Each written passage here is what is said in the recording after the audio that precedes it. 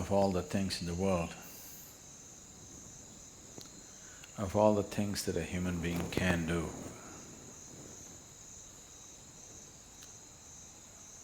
why yoga?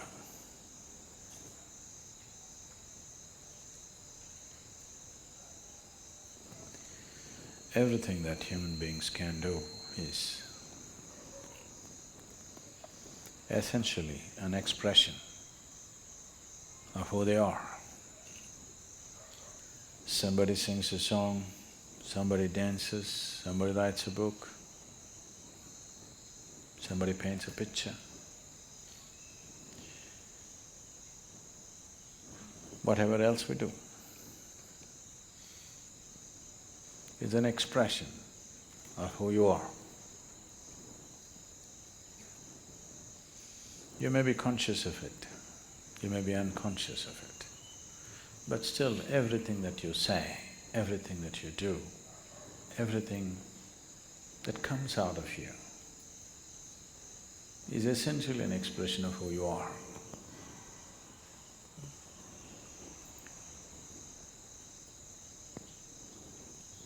So yoga, in that way, is diametrically opposite to this, because it's not an expression of who you are.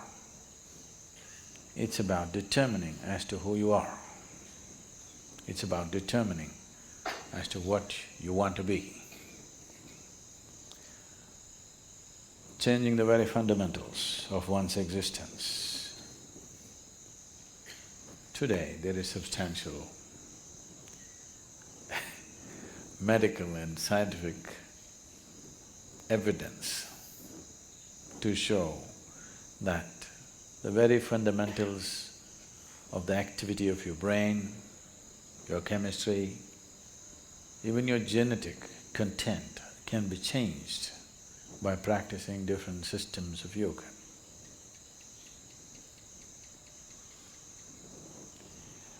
This needed no confirmation because we've always witnessed this. But today there is scientific data to prove this. So this is not an expression of who you are, this is about determining the nature of who you wish to be, changing the fundamental ingredients which has made you who you are.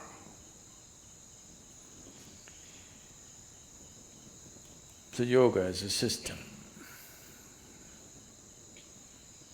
needs much more involvement than any other things that any other forms of things that we do, which are merely an expression of who we are. If you find full expression through any particular activity, it may also leave you somewhat transformed.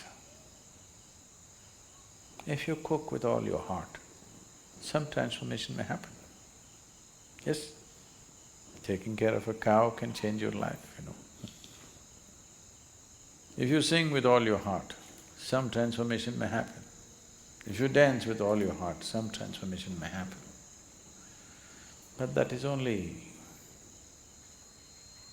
a certain impact that is happening because of absolute involvement in a particular activity.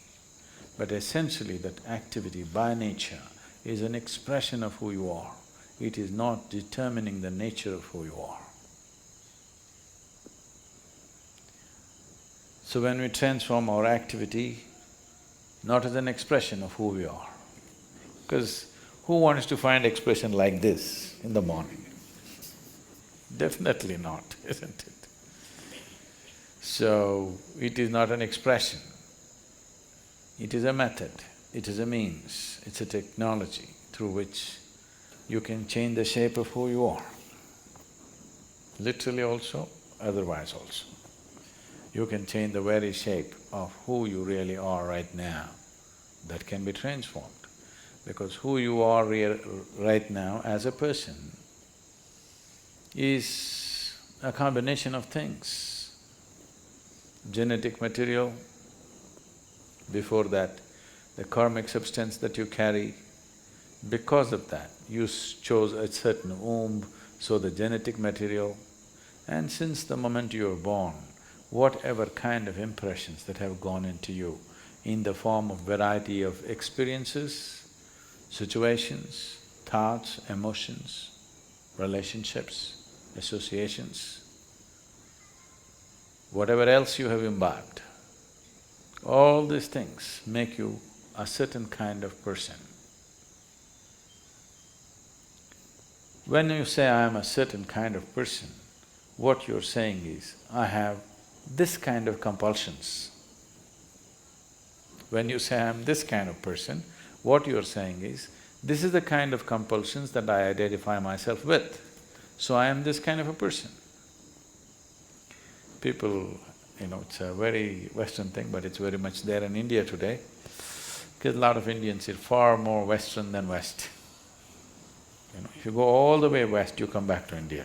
So they are much more Western than Westerners are today. So people say, I'm a morning person, I'm an evening person.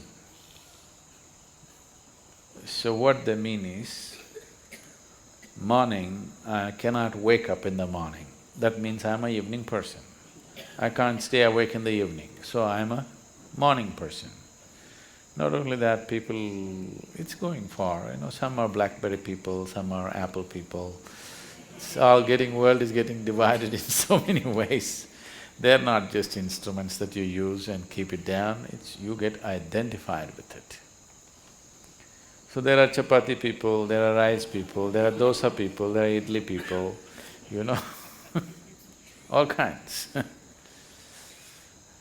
So, what kind you are is essentially a certain type of compulsion.